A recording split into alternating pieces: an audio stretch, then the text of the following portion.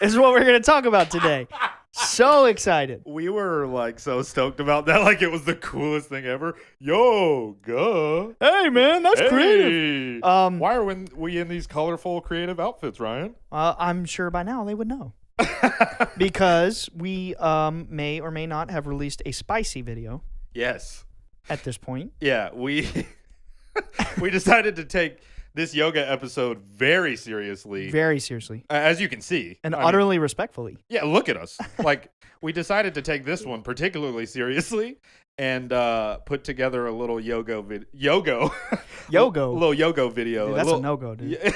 So, yoga watch it? Yeah, yoga watch it. We're going to have the link in the description. It's a little skit that we put together because we're goofs and we had fun with it. So, go watch it. It's awesome. But until you do that, in fact, pause this video, go watch that one, and then come back. Then this one will make a little more sense. Okay, ready? Go do it. Wasn't that funny? Wasn't that so funny? We had so much fun doing it. We really did. Wasn't it hilarious? It's been about 5 minutes or so. Are you good? Are you guys ready to start the episode now? Are your lungs full? You took a little break? Are your chakras aligned now? I'm sure the video did it for you. Hell yeah, dude. You're getting me right, man. I feel like get it right, get it tight. Get it. Oh my god. Get it right. Get it right, get it tight. Jesus Christ. Remember back when we were in high school, we were obsessed with that video. To all my sticking friends. I remember. Miss Magoo. I found you, Miss Magoo. Oh my god, dude. That was legendary. So anyway. So yoga. So today I feel like these cold opens. What is it? Yo, we gotta stand up and show these outfits real quick. All right, yeah. If you're watching the video, peep this. It's time to flex right now.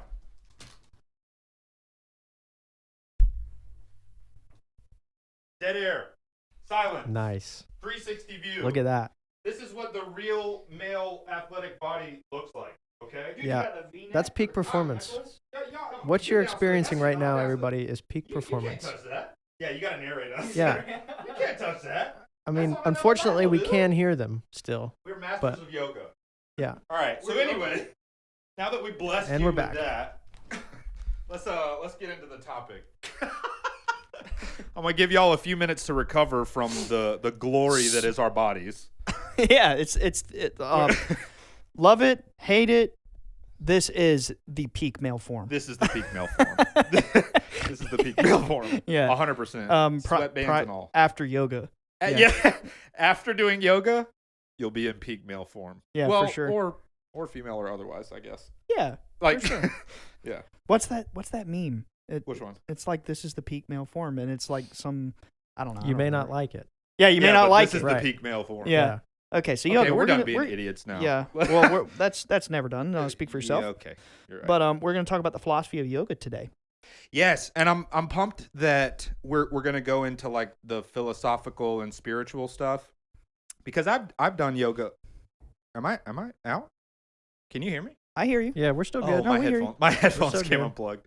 Oh my god. I've done yoga I'd say maybe 15 or less times. Like me and my wife would just do it in our house or whatever. Yeah. You know, we would either do it at night or in the morning. I've been to a few like professional yoga sessions. One of them was hot yoga, which was really cool. But I never learned about like the spiritual or philosophical stuff in yoga. So I'm particularly pumped to go into that and have you drop that knowledge on me. So we're gonna set the stage here. Well, I don't got that much knowledge to drop. If I'm gonna be honest with you, you feel me? So we're gonna keep it 55th Street. Keep it. Alex, can you Google something for me? Can you just bring up the pathways of yoga? There should be 5 pathways, and we're gonna reference that later. It should be like. This is a hard word, like jnana yoga, bhakti yoga, et cetera, et cetera, et cetera, and so on and so forth. Yo, what the hell just happened? All right, and so on and so forth. And so on and so forth. So there's 4. There's 4. Okay, right. cool. Yeah, so we're going to come back to that. So back in the ancient East, yoga was much like any other mystery system. It wasn't just like, it wasn't an exercise. It wasn't a stretching. It wasn't a... like, hey, we're going to go to our session this week. It was a way of life. It was a mystical practice which was for the purpose of reaching like the highest possible states of consciousness. Just like you have your Oh, hell secret yeah. societies now. Like you have Freemasons who try to do this shit. You have Rosicrucians who try to do this shit. You have like Hermetic Order, the Golden Dawn. Mhm. Yoga was one of those ancient systems, and it was actually very esoteric. Only qualified people who could achieve like mastery over their own inner nature were qualified to be called a yogi. Wow. It was a very mystical thing. And man, this blew my mind. So back then, we're talking thousands of years ago here, before Western science, this just ties it right into Western esotericism, but they had this belief through, intense meditation and practicing yoga that the inner body was like its own universe. And the yogis of the ancient past actually believed that the vital force that flowed through the body was like this cosmic energy. It was like prana, like the breath of life. Oh. And they even took it so far as to think that like each organ had its own soul, and that the cells and the different like functions of the body have their own soul, and your inner nature is like a solar system of these different forces coordinating with each other to create that's so cool. this whole being. It's the macrocosm and the microcosm. That's so What does that dope. sound like? As above, so below. Oh yeah. It's that yeah. Egyptian, microcosm. the microcosm and the macrocosm. And yoga was very much focused on not just like I'm stretching for my fitness and like my outer appearance. It was all about the inner. So was it done through stretching? Like though that's a part of it. It's always like the stretching has always been a part of it. That yes. Okay. Yes. Gotcha. But so when we get into the 4 systems of yoga, read them out. Please. So you want me to pronounce these? We Yeah. So definitely. that's the best one part. Is Yeah, easy. yeah. Karma yoga.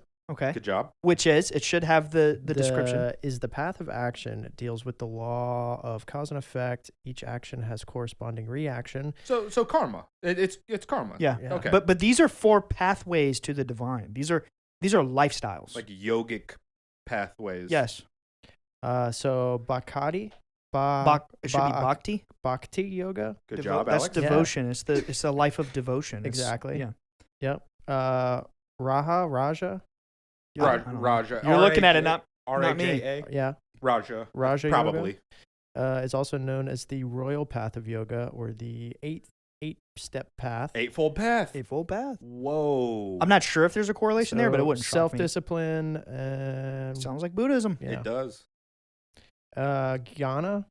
Mm-hmm. That's Yeah. the last one. The 4th one. Yeah. What is that one about? The philosophical path. The Ah. focus of this path is to gain the ability to distinguish between reality and unreality, Ooh. to attain self-knowledge through study, practice, and experience. Interesting. Whoa. So like it's pretty cool when you think about it. I've only done yoga like twice, Right. not counting the video, but Yeah. it's super cool. But I was like I used to be really into martial arts, and it was one or the other kind of thing, and but I'm just thinking about how our yoga patrons are going to be very upset with me on my pronunciations. Oh, here. yeah, dude. because we have a few like yoga all stars instructors in the Discord. They're actual instructors. yeah. Yeah. Shout out to you guys. You know who Shout you out. are. Yeah. We love having you in the Discord. Shout No. out yoga. Yeah. Shout out yoga. Shout out yoga. Shout out yogis. Yeah. There you go. Yogi Bear. Hey, Shout out woo-woo. Yogi Bear. I Shout love out Yogi. Smokey the Bear. I used to. Hey, why not? While we're at it, Yeah. any other bears? Winnie the Pooh. Winnie the Only Pooh, yeah. you. Yeah. But so like it's crazy when you think about if we want to refer to the more like limited understanding of yoga, let's just talk about the stretches. The function of the stretches in yoga is to like condition the body to be in the proper conditions for the like that cosmic life force energy, the prana, the chi, whatever you want to call it, the orgone energy, To like flow through you. to flow through the energy centers. Whoa. And it's like these ancient poses, just like there's ancient words. Mm-hmm. There's ancient vibratory words, Right, like like Om. Om Yeah. and certain other ones. The poses are believed to be these ancient. It's like a reflection of the energies. It's like mudras, Okay. right? Yeah. The mudras are the concept that your nervous system is so advanced, is so complex, that when you align certain parts of your body, I know the audio-only listeners can't see, but I'm doing the Gyan mudra, the seer's pose. Which is the thing where you put Yeah, your it's the finger and most thumb. common Yeah. one. You always see statues of like Shiva or Buddha in the Gyan mudra. It's just the number one, like, most popular mudra. Yeah. And the belief is that the nerve endings in your fingers and even like your mouth with some poses involve your tongue, like mudras. Wow. Yeah, like you put it at the roof of your mouth or something like that? When you pronounce Wow. certain syllables. Some mudras involve your eyes, like looking up towards your third eye. That's actually the most esoteric mudra from what I've read. What, looking up towards your third eye? Yeah, like you close your eyes and you look up Whoa. towards the spot where your pineal gland is, and it's believed to stimulate your pineal gland. So, like, it's funny, man, because you I always keep trying to do it. Yeah. Oh, man. And you always see these horror films, and like people are possessed and their eyes are rolling back in their head and shit. And like I really feel like that is really given a bad rap. Like made to be all scary and nutty and spooky, but like really it's a sacred practice in esoteric yoga. Whoa. And then we get into like there's my personal favorite, Pose? Tantric yoga. Oh, okay. No, I'm just Why kidding. don't you I'm go just kidding. deep into why that's your favorite, Ryan? You got me, man. You're gonna make me blush. dog. So, okay, no, it's not actually my favorite, but tantric yoga is the concept. It's very esoteric, and honestly, man, like, okay, this is gonna sound real bad. Tantric yoga, let's put it out there. It's a sex thing, right? Yes, Okay. it's not gotcha. only that though. Okay. The purpose of tantric yoga is similar to Kundalini yoga. It's about raising your energy from the, you have the chakras along your spine. Yeah. Right. And the concept is you're raising the energy at the base of your spine at your root chakra Uh-huh. all the way up to your crown. That's what the image of the coiled serpent means. Right. Like yes. you see it on the Hermes staff. Right. And, like I've always said, the dark occult groups have these really nasty, vile, shocking images to try to steer people away from the occult. So like if you look at Baphomet, up its spine, it has the two serpents. Oh, really? Yeah. Yeah, it's the forces. One of the serpents is white, one of the serpents is black. It represents your masculine and your feminine energies being in balance and in harmony, flowing up your chakra system along your 33 vertebrae in your spine up to your crown. That's what it. I didn't realize you could see Baphomet's spine. It actually, so Baphomet's center is hollowed out, and where the spine is, go ahead and pull up an image if you don't mind. And we could plug it in the episode. Disclaimer, I am not into the dark occult. I just am like Indiana Jones with that shit, and like I like to decipher it and stuff. Yeah, Can we'll drop it in the episode. You can tell me no. Can What? I spoil an Elden Ring thing? Sure, yeah. The final boss is a person who is a male and a female, and their body is hollowed out, and you can see their spine. Really? Yeah. Wow. Isn't it the Elden Beast? Well, I mean, it's the final boss is like a 2-part thing. So it's like you fight that first, the thing I was talking about first, and then the archetypal energy of the Elden Ring comes out of it and becomes the Elden Beast. You know what's crazy about it too? Like I actually saw our buddy Alex fight that. Not producer Alex Hodge. Shout out Alex. Shout out Alex Hodge. And like I Shout saw out it. Emily. Shout out Emily. Because yeah, we got to. Yeah, we got to. I think we said we would say shout out Emmy, but anyway. Yeah. Just take what you get. Yeah. And I saw him fight the Elden Beast, and it was like crazy cool. It's like it like had these cosmic nerve endings all throughout. Beautiful. Yeah, super cool. Yeah, sorry to derail us, but yeah, I didn't know that about the Baphomet, that it's like hollow and you can see its But spine. here's the esoteric part about that too. The spine of the Baphomet, and Alex, if you want to show Nick, it's like a brass staff. It's a metal rod, like the Hermes staff. like the Hermes staff, and like Moses' staff. That's epic. Most people don't know this, but in the Bible, Moses had a brass staff with a serpent coiled around it. Most people don't even know that. Guess where it stops? Where? At the honkers? At the honkers. I knew it, dude. Just below. I knew it. Just below. Right below them honkers. Right. Yeah, and that brings up another good point. Baphomet is drawn as a male goat with female honkers. That's the technical term we're choosing to use today. It's a little Honkers. softer. It's a little softer. Yeah. Yeah. And a little less creepy sounding than like breasts or something. Yeah. Well, great. You just icked the whole episode. Hang on. Breasts. I'm sorry, I had to. It's just it's a weird We'll word. see if It's that addictive. makes. It's a weird, creepy word. It is. It's a very weird word. Yeah, we'll see if It's- that makes the final cut. Oh, shut up. But no. But that depiction is what they're not telling you is what that esoterically means, and it's the union of masculine and feminine forces of the Energy. cosmos. Yeah. Yes, but these dark occult groups are they're assholes, and they don't want people to know this sacred information, so they obfuscate scary. it. They make it shocking. They make it vile, like us profane idiots. They're just laughing at us because we don't get it, and we're all too scared to look into it anyway because we go to church and they say, dude, like my pastor used to say, don't do yoga, don't do, like I would also do martial arts, don't do kung fu, don't do yoga because you'll get in a trance and them demons will come in. Yeah, like what? And it's like, what? Come on, man. Come on, on, dude. I'm going to derail you, Ryan. Uh-oh. Let's do it. I'm going to ask you this question. What do you know about Eliphas Levi? Eliphas Levi? Eliphas Levi. He drew the Baphomet. Yeah. Okay. Yeah. Yeah. We've talked about Yeah. him. Yeah. Quite a What few about him? times. I just am looking at these pictures, and then at He the also very drew bottom the- is his name. Very famous occult symbol. He drew the Seal of Solomon, and it's as above, so below. And if you'll notice, it's a 6-pointed star. Yeah.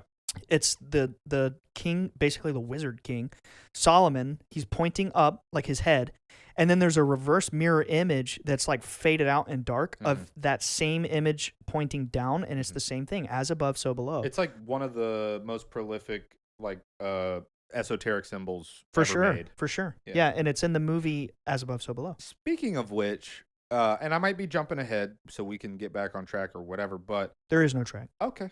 There is no spoon, Neo. There is no spoon. So is sacred geometry a part of yoga? So I was watching a thing on Netflix. I don't know. I never thought about that. Jonathan Van Ness has a show on Netflix, and he was talking about, like, he's really into yoga, and right, they were looking at like these weird beetles that had like a spiral, like rose type shape on them or something like that, and he's like, this is one of the guys from Queer Eye. He doesn't really seem like the type of person that would like be into, he's a Right. hairdresser. He seems pretty chill, pretty normal or whatever. But he's apparently super into yoga. And then he was talking about how sacred geometry is a huge part of yoga. So I was like, what? I mean, it makes I sense. had no idea. I just found some examples of more of like the what is it called? The golden ratio. Yeah. Yeah. And a lot of yoga poses in the golden ratio. Oh, see, there you go. So it's like, whoa. that's actually really cool. We just learned that right now. Like some of the poses are reflecting sacred numerology and sacred geometry. That is so cool. Just like some of the chants from the ancient sages reflect that too, but it's in the sound waves. It's in the reflect vibrations. the sacred frequencies. Yes. Which through Yes. cymatics we know that sacred It frequencies has a shape. It has create a form. sacred geometry. Right. How cool is that, dude? It's mind blowing. It is true. We should do cymatics. We should buy the stuff. Like run an experiment. Yeah, I've that'd be I've dope. seen like things online that teach you how to do one of those experiments, and apparently it costs like $15 to get all the stuff to do it. Dude, let's do it. And we should go through all the solfeggios and record the shapes that they make and the 432 hertz. Yes. And then we'll play like Iggy Azalea or some really bad No, shit. we should No? leave it on. That's for the not I gonna was just do thinking. anything. I was thinking of the worst musician I If could think if of. we did Iggy Azalea, the sand would just form into a butt and just start like bouncing. No, we should She's trash. we should route our microphones through it. That was and really during mean. an episode. Play the. That was really it's- mean, and I feel bad about saying that. What, that you called her trash? Yeah, that's not the vibe. That is not the vibe. That You're is off not- vibe, dude. That is not the vibe. What are you doing with your face right now? That's how I feel inside. Okay. Well, after As saying above, that. so below. we can discuss that. My part later outward and- nature is manifesting how I feel internally. You look like Sloth from the Goonies when you do that. Hey, you guys! Rocky Road. I love sloth. Yeah. But anyway, so like that's kind of what I've come to understand about yoga is the purpose of it is to I think about it as biohacking. Like you're putting your body in a sacred form or position that is going to affect your mind and your spirit. It's like when you get your mind and your body and your spirit in harmony with one another, then there's like communication between the three and things start to change for you. And also, like, I think you were telling me about this with your dad because he has fibromyalgia. Yeah. Shout out, Dad. Shout Love out, Dad. you. Love you. Love you, dog. Love you. You my homie. Yeah. He's cool as hell. But with your dad, he has fibromyalgia, and like you can take it away with this too, but like, didn't his doctor tell him that his trauma is stored in his body? Yeah, absolutely. So my dad has been racked with pain like almost his entire life. He has It is a literal disease that causes you to feel well, pain. He also has arthritis. He has a lot of things going on. He has terrible, debilitating allergies. Like, and that sounds minor, but in his case, it's very extreme. Like, he's just always had stuff that cause him a ton of pain. And you know, I've been very open the past couple of years talking to him about mental health and getting help and seeking therapy, you know, trying medication, trying all the different things that could potentially, you know, help him, because I've seen him plagued with this pain his entire life. And it's really sad, and I just want to help, you know, in any way that I can, because I know how much it affects him. And yeah, so he started getting some help. He started going to therapy. He was seeing a psychiatrist. And once they started to uncover some of his, not only like trauma from his childhood, because he went through some traumatic things as a kid, one of which, I don't even know if you know this. Probably not. When my dad was about, I think he was 10 years old, his oldest brother, he could be 12. It's around that age. But his oldest brother was like 17 or 18. And his older brother, Steve, my uncle Steve, Steve, his girlfriend, my dad, and one of their best friends were all in a car together. And right by the Cypress Lakes clubhouse, they got hit by a drunk driver. Like a horrendous crash. I didn't know that. Like, I mean, a horrendous crash. Their friend died. And the girl was like in critical condition for like a long time. The drunk guy didn't have a scratch on him. And that's usually how it goes. My dad told me that when he was at it, like, he has nightmares to this day and still vividly remembers looking beside him and seeing his friend bleeding out and screaming, trying to get out of the car that was flipped and destroyed. You know, like, that was, he didn't know it for most of his life, but once he went into therapy and started recovering, you know, like uncovering those memories, he discovered that was extremely traumatic for him. Yeah.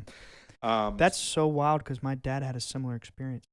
Are you serious? Yeah. I want you to finish that, but I had to get, like, I'm going to go into that next. But yeah, so that was one thing. There were others. He you know, didn't have the greatest relationship at times with his parents. You know, there was a lot of things. Also, you know, he had kids at a young age. They had my sister when my dad was 17 or 18. I did not know that. Yeah, very. Now that I think about it, your dad's always been like pretty young. Yeah, I mean, he's like compared to my parents. Yeah, I'm about to be 28, and dad is 50, like not even 55 yet. Yeah. So my parents are in their 60s. Yeah. So he's on the younger side. And that was a ton of pressure for him, having kids at such a young age. And on top of that, my dad really kind of fell into the societal pressure of like being the man, providing for your family, yeah, and worked himself to death. I mean, he's worked at Goodyear, like the factory, for 30 years. Oh, he still works there? Well, he works for the union now. He has a much higher up position. Cool, and it's much better on him. Yeah. But that was only very recently that he got that position. That's not easy labor. They're like they're slinging tires for 12 hours every day. Like manufacturing facility for Goodyear. And he was one working of the biggest tire companies in the world. Yeah, he worked. It's all day, nonstop, round the clock shifts coming in and out. Extremely physically taxing. Yeah. It's rough. He was injured many times. It ruined his back. He has terrible back problems now. But you know, he was working the graveyard shift for a decade. Damn. Working all through the night. I didn't see him ever. My cousin Adam, shout out Adam.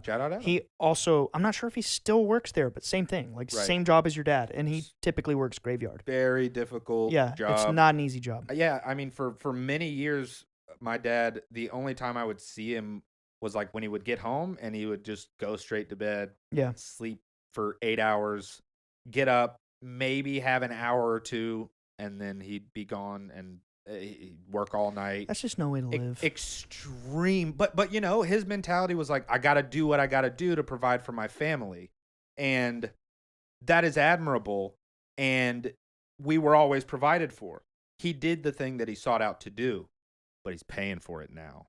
Yeah. He's paying for it bad now. His body is ruined. He has horrible pain, and what we were talking about earlier, his psychiatrist has confirmed for him that these ailments that he's experiencing physically are due to him suppressing that trauma for his entire life. And so they're working through, you know, the purging him of that trauma now.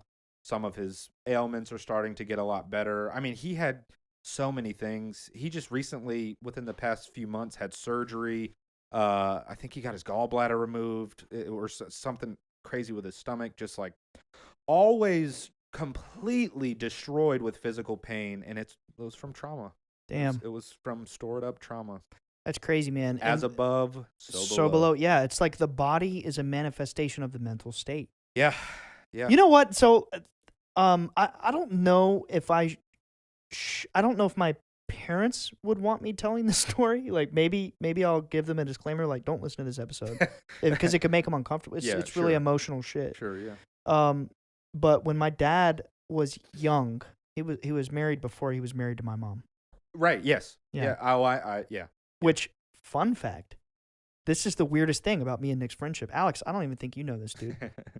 The house that Nick grew up in was built by my father. And guess who lived in it before Nick lived in it? My father's first wife. Straight Her up. family. That's why my dad's name was scratched in it. Yeah. It was his wife's family. How weird is that? There's a windowsill in my parents' house still to this day. This was in the 80s. If you go over and look She at died it, in the 80s. it literally has Chris like scratched in the window. And the first time I ever went to Nick's house, he showed me that, and I was like, "What the heck?" And I went home and told my dad. He was like, "Yeah, yeah, I built that house." Yeah.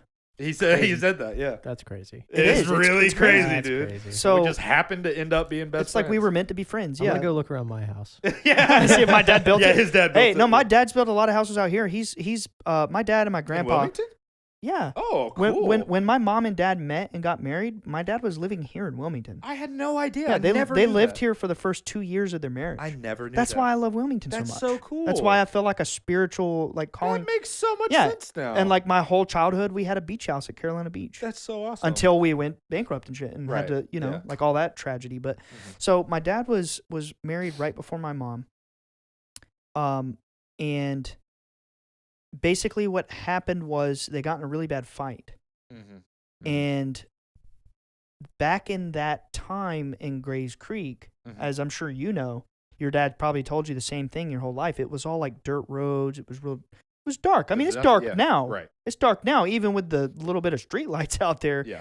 And like for the listener, y'all just don't get it. This is out in the real ass country. In the country. Yeah, like I had a 6-acre yard with chickens. Especially, and it's becoming a little more gentrified now. Like there's a lot more stuff. Yeah, over there's there like now. subdivisions popping up. Right. There's a lot, but like when we were growing up, there was nothing out there. Yeah, Nothing. there was a Food Lion and a McDonald's. Bruh, I mean, For many years. Yeah, but also like for the first 10, 12 years of my life, they didn't even have that. Oh yeah, see, That remember wasn't even I moved across town from the city side Right. to Grays Dude, Creek when I was 12. I remember when that whole area was nothing. There was nothing there. Right, yeah. And when our dads were growing up, it was dirt roads. It Yeah, was farms. all of it, It was yeah. pig farms. It was cows. Yep. It was literally nothing. Nothing. And it was the hunting clubs, you know? Yep. And my dad was always at the hunting clubs, and like he and his wife, they got in a bad fight that night. It's out there off Marsh Road, which Vance Tyson's place out there. I think so. He I did think all the so. turkey shoots and all the hunting. It might be. Yeah. it's yeah. probably I can Vance's confirm place. that. I don't know. I don't like to bring this up to my dad. It's really emotional. And I kid you not, man. Like they got in a real bad fight, and Dad I think he had a Trans Am, or he had a Thunderbird. They had some hotty toddy car together. I don't remember. If it was a Trans Am, I'm gonna freak out because I'm pretty sure that's what my uncle was driving. Really? Yeah, but go We'll ahead. have to figure that out. Yeah. And she sped off. And I'm not sure if you remember this, out there off like Marsh Road, and I think it's Butler Nursery. Is that right? Yeah. Butler Nursery in Marsh. Yeah. There's like a famous like Dead Man's Curve. Yeah, totally. Yeah, she sped around it too fast, No. and her car flipped, and she died. But my That's dad, where my Uncle Steve lives. Off Really? Butler Nursery Road, right around that corner. that's where the Cape Fear River is. Yeah. I'm gonna tie it back to that. So, Wow, dude. yep. So this she would just have hit been it 1983. This would have been 1983. Wow. And she hit it too quick, and she flipped and flipped and flipped, Oh, and like was in God. somebody's yard in a house. Oh my God. And so my dad was chasing her in his car, not like chasing Right, her right, like a right. high-speed chase, but he's trying to go home and like work it out. Right. And he sees a wrecked car on the side of the road, Oh and it's my dark. gosh. It's literally out there, dirt roads, like in the country. He doesn't know Yeah. it's her. And he's like, oh my God, I have to help this person. There's an upside down car. And he's walking through the yard, and he trips on a body. And he picks up the body, and it was his wife. Wow. And That is horrific. she died in his arms. Oh my gosh, dude. Yeah, and he met my mom soon after that, and they fell in love, and they got married pretty quickly, and like we've all been, together ever since. But that was one of the most traumatic things my dad ever went through. That is extremely. And you know what's the traumatic stuff. craziest part about that? The spot where she died is only about a mile away from the Cape Fear River sighting spot. And Wow, when dude. Dad, that original night in 2007, when they were having the experiences and they came out of the river, I mean, you got to take a right out of that river and past that spot where she flipped To get out of there. to get out of there to go home. And Wow, there dude. was a craft over that spot. No way. Yep. Oh my And god. his whole life, he's had guilt in his mind, And a few years ago, It's not his fault. no, it's not. But he, he was young. He was right. he you was can't 21. reconcile that. Yeah. He was 21, and his wife died in his arms.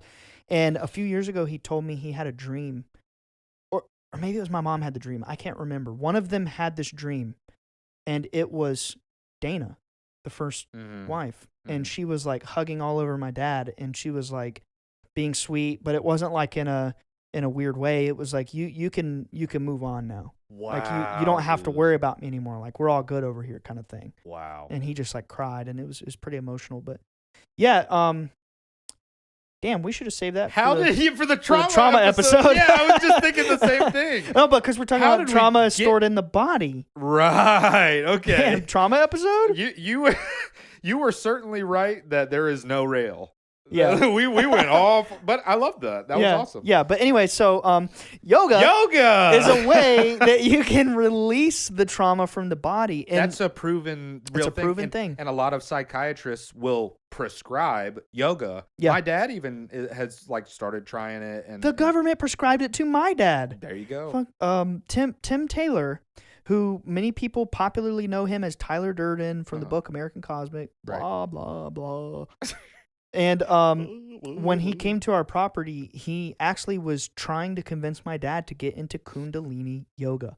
We had no clue what that was at the time. I thought it was weird. Why would I want to? Why would I want a damn serpent climbing up my spine? Like Yeah. that's yuck. I don't I'm know. a Christian at the time. Full disclosure, I don't know what Kundalini yoga is. It's can you look that up too? Like, I don't know what the difference would be between like traditional yoga and Kundalini. Kundalini yoga is specifically focused on getting that chakra energy to rise up the spine. Oh, It's a very so it's like a healing. yeah, thing. it's an esoteric form of yoga. And then we're going to go back to tantric yoga. Yeah. Tantric yoga is extremely esoteric. It's particularly like I think in Tibetan forms of Buddhism, and a lot of these dark occult groups actually use really perverse forms of tantric yoga to like I've said before, short circuit their consciousness Yeah. so that they can have certain abilities and faculties of psychic perception that's not in normal states of consciousness. Right. It's like that Yoda quote: quicker, Because the easier, secret more is seductive. right. But what are you laughing at? What are you gigging at? What are you bro? gigging, dude? Is that a snake in your spine, or are you just glad to see? Yo. Oh my god. Did you just read that or make that up? Oh, that's funny, man. Oh my god, Alec. Oh my god. All I thought of Over was there Woody. gigging. There's a snake in my boot. There's a snake in my boot. So tantric yoga. So here's the thing. We're going to get real down and dirty for a second. We've never actually discussed this on the podcast. What? What I'm about to discuss. All right. And this is like a typically taboo conversation, but Uh-oh. we're here. We're gigging.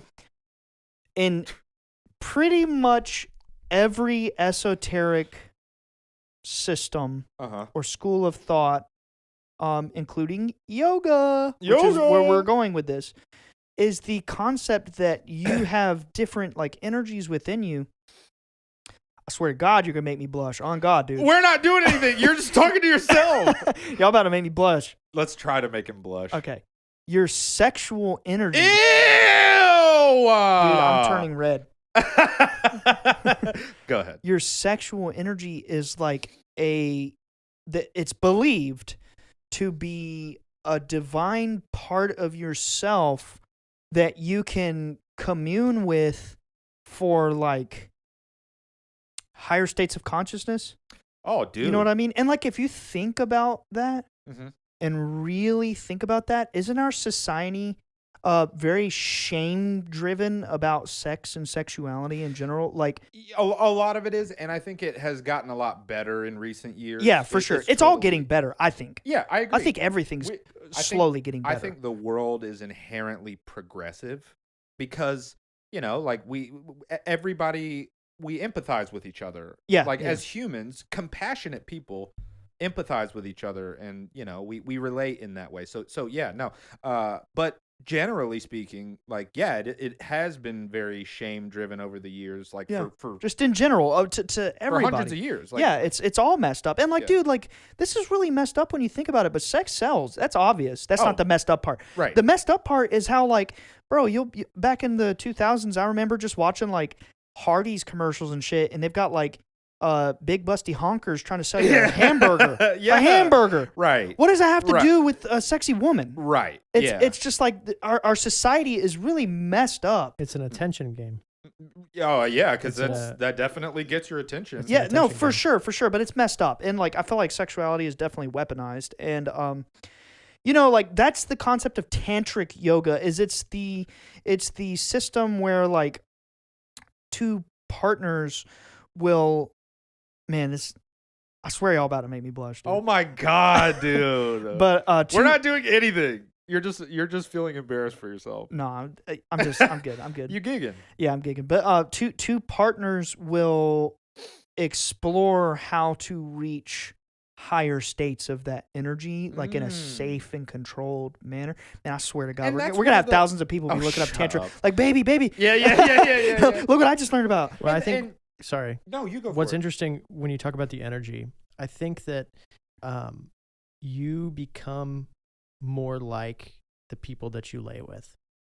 Like you it's I totally see you Lay with you over there gigging? Dude. Lay with- I'm He's just dropping some real shit. No, not- that's look just at him funny blushing. phrasing. Yeah, Look at him blushing. Look at him. You over here blushing? No, the energy gets given No, I both ways. It's So an exchange. yeah, and it's an exchange, and you become more like the other person. Mhm. And yeah, so No, I fully believe that because I think it puts you in a very vulnerable place, and I think it opens your consciousness to vibe with another consciousness, and you kind of affect each other's consciousness in that way. Like your energies mesh. That's the most intimate thing that you can do. It's the most sacred thing. It's the most sacred thing, and it's like the most vulnerable, arguably one of the most vulnerable things for sure.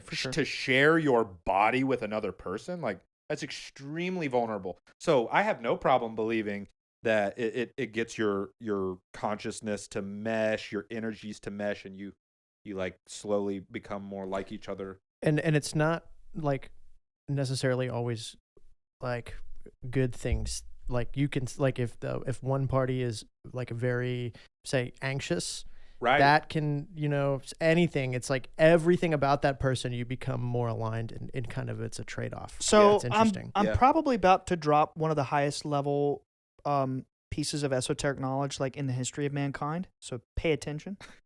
But this is the mystery of three. This is the mystery of the Trinity. Mhm. This is the mystery of the Father, the Son, and the Holy Spirit, which was actually changed intentionally to obscure the secret truth. Which is It's the Father, the Mother, and the Son. Mhm. That's what Jesus was referring to. And that's why the Catholics said, nope, we're going to edit that a little bit, and we're going to give him this little human mother and then deify her, and everyone's going to worship this whole Mother Mary shit. Right. And no, the fact is, since Atlantis, since Egypt, since as far as you could ever fathom in your brain, the truth is it takes the sacred union of masculine and feminine forces of reality. Doesn't matter what level of reality you look at. You could look at plants. You could look at minerals. You could look at the cosmos. You could look at stars fucking colliding and creating galaxies and stuff. It doesn't matter how high or how low you observe this reality that we coexist together in. It's the mystery of three, the mystery of the triangle. All manifestation is from that magic synthesis of the opposite forces joining together and merging, and then a new third form manifests, which is the child, the son. The son. Yeah. We're the child of the divine masculine, the divine feminine, the father, the mother. The forces of the cosmos have merged. The energies of the sun and the nutrients of the earth have blended to create the perfect conditions sufficient for carbon-based biological life. It's at every level of reality you think about it. Mm. It's just a fact. And that's what the triangle means. And when the beings showed up to my father, they had a triangle on their chest. Right. And on the microcosmic scale, when life on this planet or in this realm or whatever, when the masculine and the feminine side come together in that gross, icky sexual union, oh my God, dude, it's making me blush so bad. No, but You're seriously, such a dork, dude. Yeah. Oh my gosh, it's making me blush so bad. oh my God, you guys just need to chill. Yeah, we're just listening. We're just sitting here chill. listening. Oh, now it's me. Now you two are ganging up on me. Pipe down or I'll pipe you down. Okay, all right. Now you're gonna make me blush. Now you're gonna make me blush. You got Alex gigging hard, dude. That got his ass. How are we gonna get back on track now? That got him, dude. How? That got him. Finally, it's hard to get him.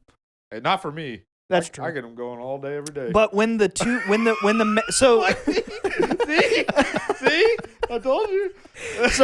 so back to the like sex being the most sacred thing. Right. When the male and the female come together, it's all the forces of the cosmos are aligning. The conditions are sufficient for a new magical third entity to be manifested from this magical alchemical union of these two consciousness forces of consciousness that are opposite yet one. Mm-hmm. It's magic. It's just what it means. It's the mystery of the three. It's the triangle. It's the most ancient esoteric truth of all time. That all reality is manifested from the oneness and the what do they call it? They call it the reconciliation of opposites. Man, I just sounded like a pastor right there. The reconciliation. The reconciliation of opposites. Oh, Jesus. Fire and brimstone. Somebody give They me an always say that shit. amen. I'm so sick of hearing fire and brimstone. I heard that I know. so Fire much. and in my childhood. brimstone. I've never heard that in my life. Have Oh, you well, you're a not? Catholic. Oh, you're Yeah, never you're a mind. Catholic. Sorry. I hear Virgin Mary, Virgin Mary, Virgin Mary. He's doing Virgin Mary, Virgin Mary, Virgin Mary. Virgin Mary. all the Southern Christian pastors are like, you will burn in hell if you do not tithe your 10%. Fire and brimstone. Fire and brimstone. Dude, I had a pastor. Wilford Brimley. Dude, I swear to God, this is the last time I consciously remember going to church, like by my own choice. Yeah. And then I stopped going, and I'll go occasionally when I feel like I want to, like make my family happy. Right. But the last time I remember choosing to go to church was like, man, the sermon was whack as hell. Oh, we talked about it on the hell episode. He literally was like, man, you think you struggle in this life? This is all roses compared to the fires of hell. Yeah. And I'm like, are you serious? I'm sitting next to, man, I probably shouldn't say this either. But the truth is no pastor knows what any of the people in his congregation, his or her congregation, are truly going through. Just what a disrespectful thing to say. There's death, there's disease, addiction, there's horrible things that people could be going through in their lives. Their life could be hell, and to tell them it's roses compared to the eternal flame. Yeah, It's like Yeah, Ryan, I know what you were up. about to say. You already covered that in the hell episode. Yeah, we actually Yeah. talked about Yeah. that in the Yeah. in the hell episode. yeah, but so tantric yoga is the reason I wanted to do the whole gag about the sex thing was to kind of make light of it, but like it's actually a very ancient sacred thing. It's not just evil because it's about sex, like that's evil. Well, it's not. Well, and that's another good point that, I in my experience at least, Christianity very much vilifies sex. And women. Oh yeah, it's very misogynistic. That was all from the Vatican. That was the suppress the divine feminine, take her out of the divine, and we're gonna make her a little Virgin Mary. Yeah. But God can just come down and impregnate her. Right. That's cool. Right. Exactly. But that's our whole role. That's some bullshit. You're just a vessel. a baby tube for God. Yeah, Yeah. but that's not what the truth is. Right. The truth. It takes two to tango. It takes two to tango. Right. Yeah, and like this is ridiculous to me for anybody to consider that. Just look at life. Look at the bugs. Look at the trees. Look at the leaves and the fucking fungus and everything in nature. For the most part, there is male and female forces coming together to perpetuate the life and the species and the survival of biological life. And remember, as above, so below. It would stand to reason if you're anybody with a brain that's firing at least at half to take all this that we've observed and realize that if it works that way in this realm, and this realm is a mirror image of the higher realms, then it has to be the same in the divine realm. Mm-hmm. There has to be a masculine and a feminine divinity from which all of this realm manifests, and that's the lady. That's who appeared. That's what she told my dad. Like, she's the mother. She shout out lady. Jenny had me cracking up last night. My wife was like, she said something like, I'm gonna take a photo of me as a lady, and I was like, ooh, that'd be sexy, baby. This was post tantra. Yeah. Jesus. No, this was during tantra.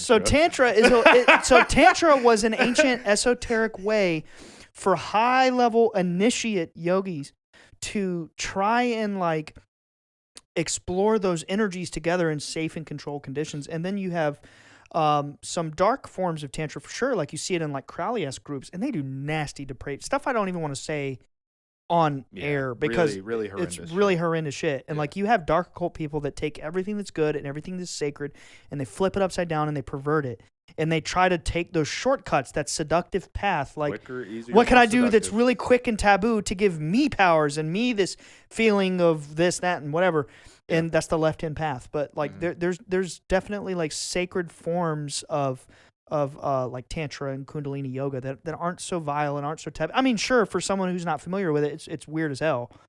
I mean, it's different. For somebody who's not familiar with it, it's definitely different for sure. Yeah. But I think it's important to not shy away from that type of intimacy with your own energy and with your partner's energy. Like, that's a really cool experience that you could have with your partner. You know what I mean? Like, it could raise your consciousness. It could raise your partner's consciousness. It could raise the consciousness of your relationship. It could make your relationship evolve.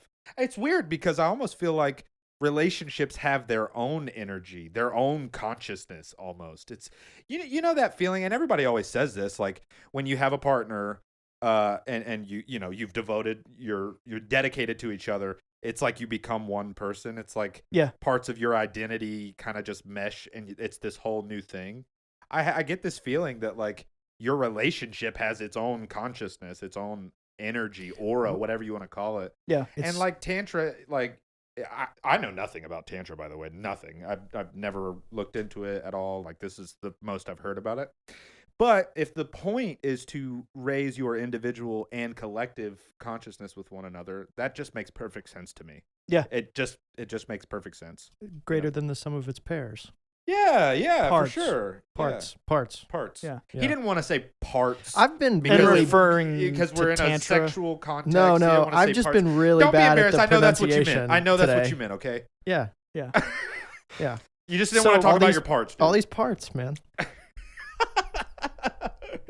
Y'all got me gigging, boy. Yeah. We've been He's blushing. He's blushing hard right now. No, my brain just dumped. Where are we at on time? Oh, we got 10 minutes left. I was going to say something about tantra. because I just keep coming back to Yeah, it. it keeps I'm over here Hey, it's the laughing. yoga We episode. might as well call this the Tantra episode. No, but like if you think the journey of this Tantra? episode is, the name of the episode is Tantra and Trauma. dude, by the end of the episode, we're in the like high level esoteric shit. Like if they're hanging around by this point, like they get the goods. You know what I mean? Yeah, for sure. Yeah, they get the goods. They, sure. you know, but yeah, crazy man. Like So we've talked Kundalini, we've talked Tantra, we've talked, what was the ones that Alex butchered? Raja. Bhakti, Yeah. Raja, Bhakti. Jnana. Yeah. No, we didn't talk at any great length into those because they're to me they're not as interesting as the esoteric shit. Yeah, You know, for because sure. this is an esoteric show. That's what we're here for. That's what we're here for. Yeah. Yeah. But yeah, so like, man, okay. Let me just say this. For anybody who wants to understand some of the really like depraved, nasty stuff that like the Crowley-esque groups do, Yeah. I'm not gonna say any details. Right. I'm just saying if you're curious about like how they take these sacred energies and then pervert them to the max. If there's people out there that are like they like don't necessarily believe that there are dark occult groups with high levels of influence in like Hollywood and the political sphere, first of all, very gently and respectfully, that's wrong.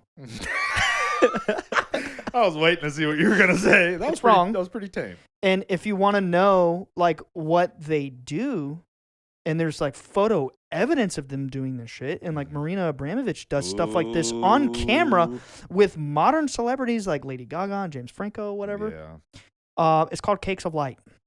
Oh yeah. Yeah, it's some of the most depraved stuff I've ever heard of in my Yeah, life. yeah, And yeah. that is an example of how they always take like the good sacred shit and then they flip-flop it upside down and just make it evil and vile. Same thing with like that spirit cooking shit too. It's a similar concept. That's what I mean. Yeah, It's and like just- the whole Cakes of Light shit was created by Aleister Crowley, and I'm pretty sure, I could be wrong on this, I'm pretty sure that was implemented in some fashion into the Ordo Templi Orientis, which is a secret society that Aleister Crowley was very prominent in. He was kicked out of the Hermetic Dawn or the Hermetic wow. Order of the Golden Order of the Dawn. He Golden was Dawn. literally kicked out for being too depraved.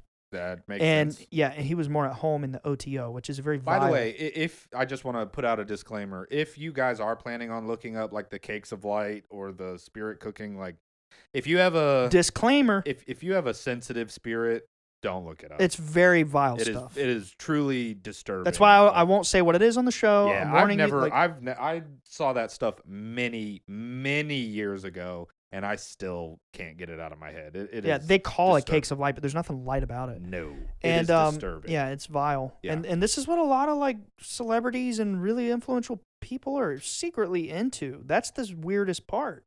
And if you you know? think that sounds a little kooky, first of all, it is, but it's also true. Yeah, it's like, true. You can follow the signs pretty plainly and Yeah. see where a lot of celebrities follow that stuff. And Yeah, they were like Tyler the Creator had an Aleister Crowley shirt on. yeah, And like Jay-Z had a hoodie that said "Do what thou will" in Uh-huh. quotation marks, which is the law that Crowley, he came up. Yeah. Fuck Crowley. And I know that there's also this like there's this dichotomy between like some people who actually follow it and other people who just do it because it's taboo.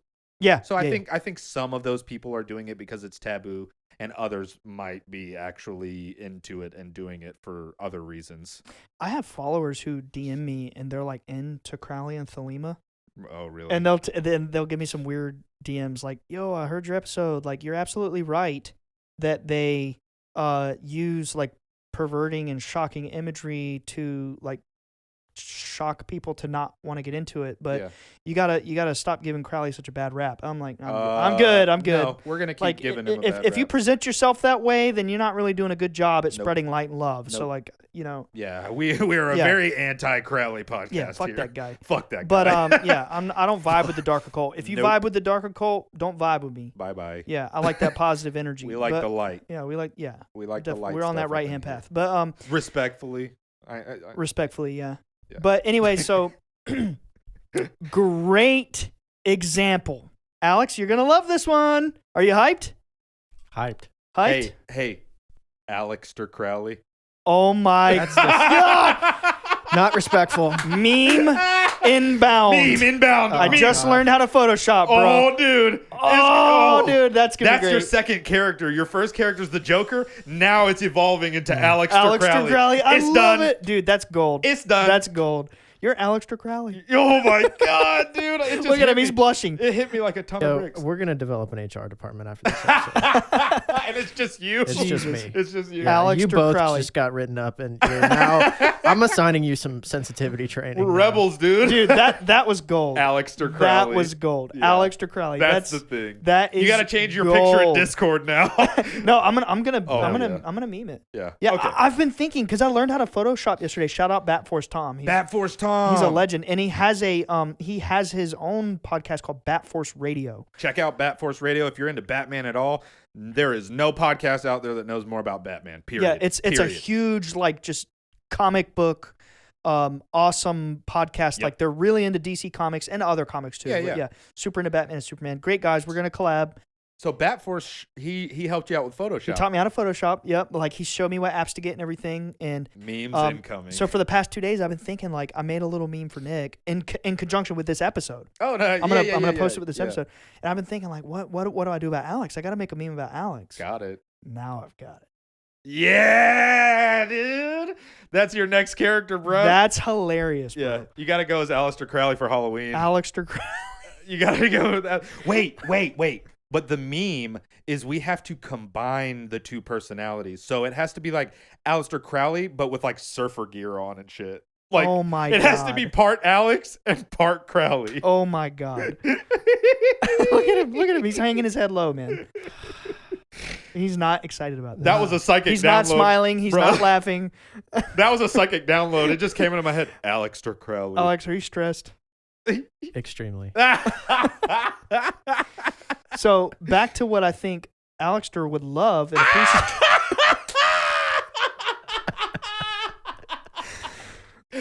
I'm calling you that from now on, bro. Aleister. Oh, That's funny. oh, I'm man. so happy. That's funny. Oh, what were you gonna say? I'm sorry. Okay, so in one of your very favorite movies, Eyes Wide Shut, it is a great example of how they pervert Tantra. Yeah. There's a whole scene in the movie where they do this whole ritual skit. Mm-hmm. They have this like Latin mass in reverse, and they have this whole like Masonic get up with like the chair with the double-headed phoenix with the Yeah. crown. It's literally a Masonic Yo. symbol. Yep. What? I just pulled up Aleister Crowley's Wikipedia. He was born Edward Alexander Crowley. No way, dude. Bye, guys.